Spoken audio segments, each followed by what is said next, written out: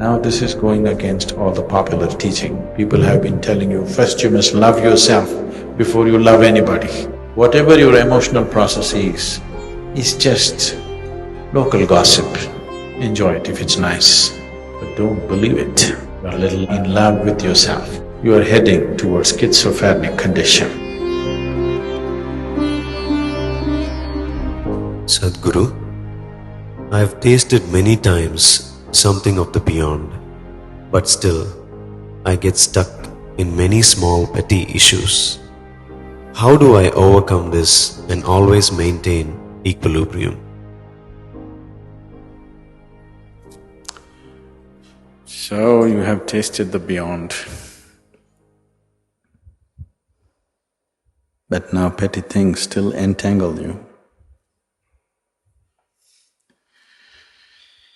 So,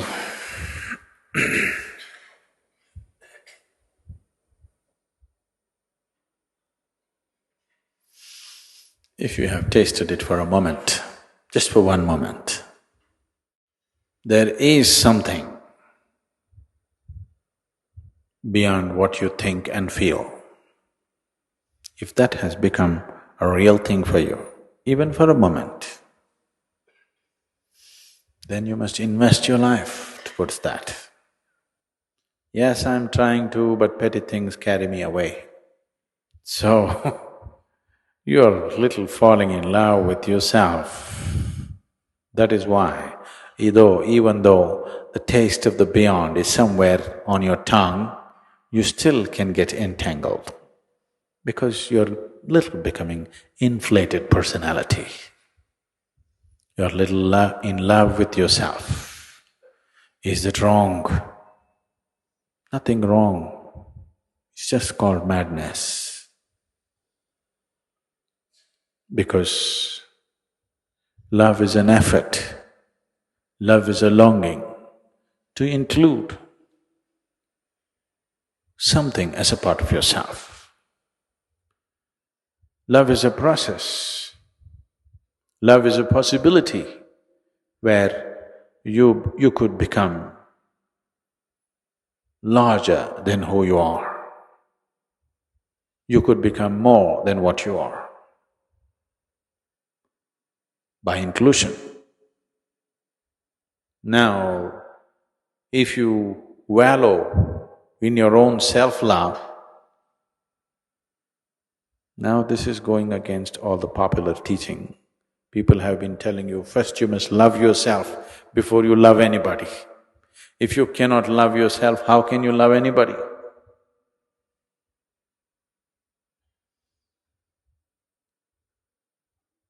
If you say, I want to love myself, now you are heading towards schizophrenic condition. Now you're creating two in one. If you want to ensure that you never go insane, the first and foremost step that you need to take is, you take away all divisions and you see this is an individual. An individual means he cannot be further divided, he's indivisible. You cannot divide him anymore. This is one entity, you can't make it into two. If you make it into two, I love myself, now you're heading towards madness. First step has been taken.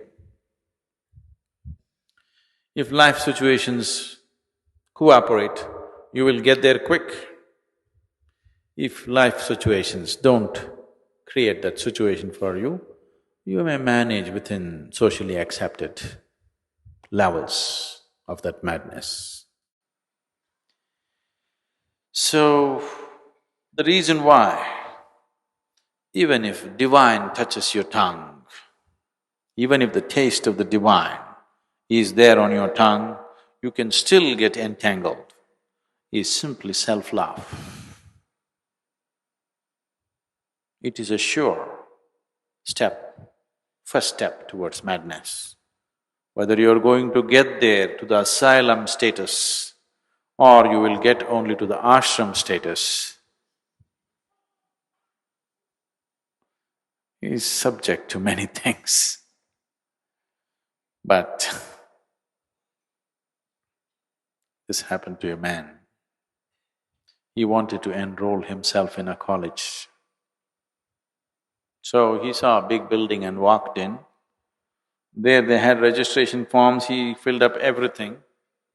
He signed, and when he went to the official to give it, to be enrolled in the college, the official said, "But this is not a college, this is an asylum." Then the man said, "But no, I wanted to join a college." But the official said, "No, this is an asylum." Then the man thought, "But I have already filled my registration form, so what difference, I will join up."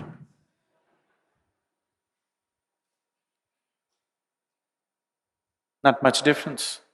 I will join the asylum. What's the big difference? The official agreed, "Yes, not much difference, but there is one difference." What is it? "Here, unless you show improvement, we won't let you get out."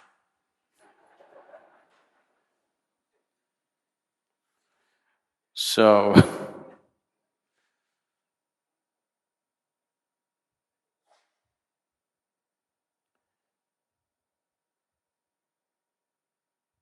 ashram is just a Sanskrit word.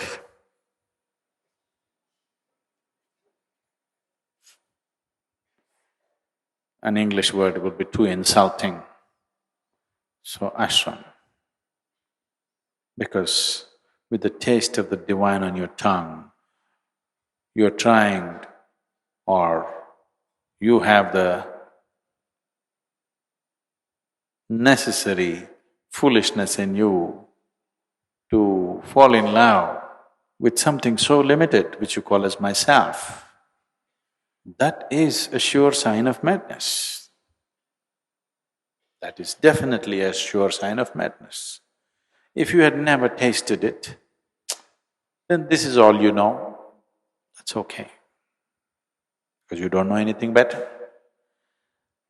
And the taste of the divine is still lingering, and you're getting entangled with something so limited as your personality, that is definitely a sign of madness, there is no question about it.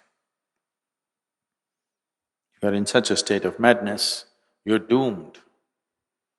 Even an astrologer will charge you half price, because when your destiny is so doomed, there's nothing much to predict, it's easy, really, it's very easy. But all this talk, don't get depressed.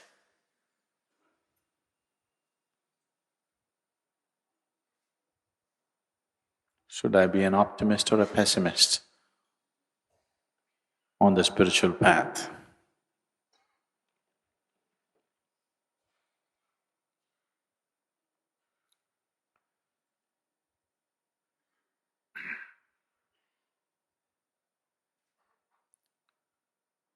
An optimist, a pessimist, and a realist were at the breakfast table. An optimist, there was a closed pitcher, I mean, a dish, a container, and the optimist looked at it and said, "Please pass me the cream."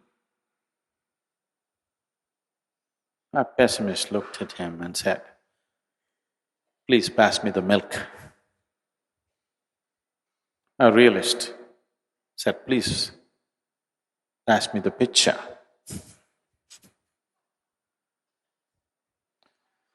So, if you're an optimist, you will be misled. If you're a pessimist, you'll be misled. So when you're down, I up you. When you're up, I down you, because I want you to be a realist. Only one who is in contact with reality will grow. Others, optimists will hallucinate, pessimists will get depressed. Both will not get anywhere. You have to be a realist. You are willing to see everything the way it is. No hype, no depression. You're just where it is. Most important. It's extremely important. So when I see you in a high, I put cold water on you. When you see you're low, I set fire to you. Don't think I'm playing with you. I'm just trying to bring you down to reality. If you go off this way, you're going away. If you go off this way, you're going away. We need you in reality. Only in reality you grow. Growth is possible only in reality. It's the existential which can transcend the psychological.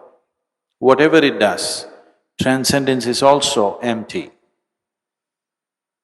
Transcendence is also false in the psychological. There is no such thing as transcendence in the psychological sphere of your life. Transcendence has to be existential because it is in the existential that your essential process of life is rooted in. What is happening in your mind, your thought and your emotion are psychological. They are just a small offshoot of life. It's not life. Right now, it may be keeping you fully engaged. Your thought and your emotion may be keeping you fully engaged right now, but it is just a small offshoot of life. It is not life. You can think what you want. Even if you're fast asleep, you're still life. In fact, you're more life when there is no psychological activity. If you have known a few moments of what you call as beyond, those were few moments where you were free from the psychological. Those few moments of freedom from the psychological, you are more present than ever. Years of living, a few moments where you are free from the psychological process were the most significant moments of presence in your life. So, that little taste that you have known, you must invest your life in that direction, not what your thoughts say, not what your emotions say. Your emotions and thoughts can say whatever they want. They will say one thing today, tomorrow morning they'll change their opinion. They're just like the local gossip. It keeps shifting. It keeps shifting what people are talking about today and what they're talking about tomorrow. Similarly in your mind, whatever your thought process is, whatever your emotional process is just local gossip, very localized to you. Enjoy it if it's nice, but don't believe it. If you like the gossip, you enjoy it. Gossip is for entertainment. You don't start your spiritual process and gossip. You don't start anything that really matters and gossip. If the taste of the divine has come to you, then you will see entertainment doesn't mean anything. Suddenly entertainment doesn't mean anything at all to you because all entertainment looks too stale and ridiculous for one who has tasted the real thing.